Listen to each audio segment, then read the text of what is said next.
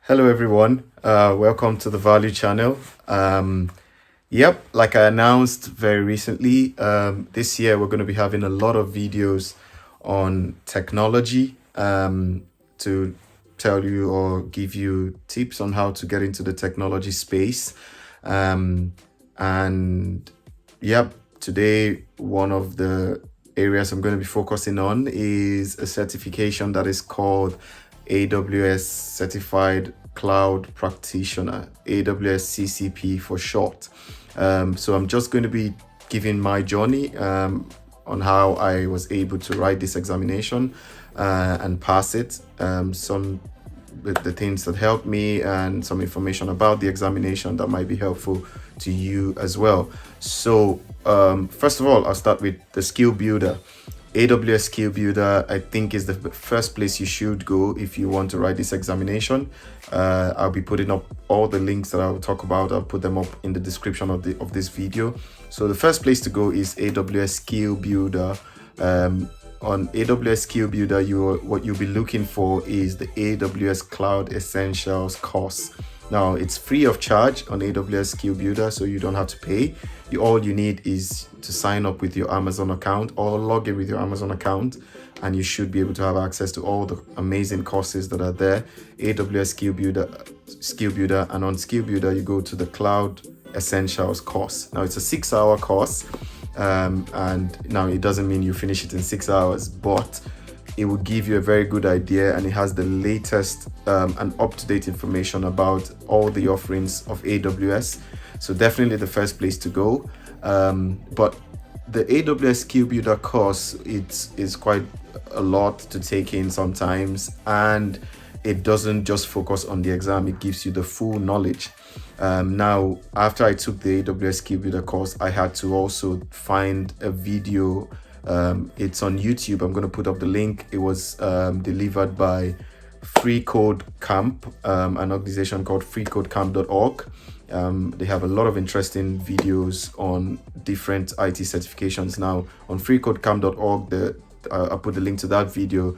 I found a 3-hour video that prepared me particularly for the exam. Now, please don't go to Free Code Camp yet until you finish with the Skill Builder, because there's some information on the Skill Builder that are up to date. The video I'm going to share, I think, was made in 2020, but on the Skill Builder, you have even the most recent offerings of AWS. Now, AWS is always releasing new offerings, so you need to keep yourself up to date before going in to just take courses that prepare you strictly for the exam, depending on the time the videos were made. So the 3-hour video on YouTube was very well detailed on and focused on the exam alone. So with this video, I was able to prepare just for the exam. It was really helpful, I must say, and thumbs up to freecodecamp.org. I really enjoyed preparing for the examination with that video. So yeah, you can take that course when you're ready to write the exam proper. It would just prepare you for the exam itself. But in addition to that, I also bought a package on Udemy, I think for about $15 or $20. I think $15 on Udemy, and it's a package of 6 practice test questions, a simulation of the exam itself. Now, the exam is around 90 minutes, and I think either 50 or 60 questions. So this is a simulation of the exam, and with real exam questions that can help you prepare and know how ready you are. Now, mind you, the simulation you would get on Udemy might be a little bit more difficult than the exam itself. That's because in the exam, I think there are 10% of the questions in the exam are not graded. So, but in the practice questions, all the questions are graded. So if you have 67 or 70 or 75 or 80 in the practice test, then you're definitely going to do better even in the main exam. So definitely a place to go. And I'm also going to put the link to the one that I purchased on Udemy. Now, that doesn't mean that you should use just that. If you find any other ones that are similar, then you can use them as well. And then yeah, that was it. That's what I used in preparing. So these three resources really gave me a good idea of what I needed to be prepared for the exam. Now, the AWS certification itself is around $100. So in the end, about $120 for the resources that you need, in that including the free ones that you have on YouTube and on the Skill Builder. Now, when you're done, you can register for the exam on the AWS certification website. Register for the exam, book a date. I think the exam is delivered in two forms, two proctored forms, either the PSI or the Pearson View. Now, I think the PSI was discontinued on the 31st of December 2022. I think that must be out by now, or they must have cut that by now. So you should have only the Pearson View option. So register on Pearson View. When you have your exam date, on the exam day itself, about 15 minutes before your exam, you should be connected, because there's a lot of preparation that you need to do before starting the exam. And if you don't start on time, then you might be late for the exam, or you might be tensed for the exam. So I'd say, get connected 15 minutes before the exam time. A proctor is going to connect to you and connect to video and check your examination area. Even before that, when you log in, you're going to take pictures of your surrounding, the front desk, the behind the desk, sideways, just to show that you have no writing materials, no electronics around you. There should be no papers on the desk, no electronics on the desk. If you have a monitor, it should be unplugged, and you should be able to show the proctor that the cable is unplugged, like the adapter is disconnected from the wall.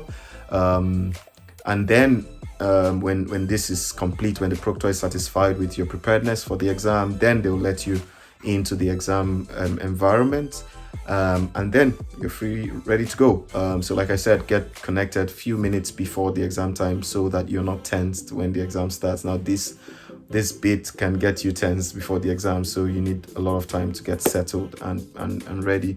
Now, when the exam starts, you're not supposed to make sounds or move around, or or look at your phone. So if possible, have your phone on silent, so that you're not distracted by your phone when the exam starts. Now, in some cases, if your internet is having issues, the proctor might ring you on mobile. So while you're getting ready for the exam, you should at least have your mobile, visible to you, in case the proctor decides to call you on mobile. But once you're ready to start the exam, keep the phone away.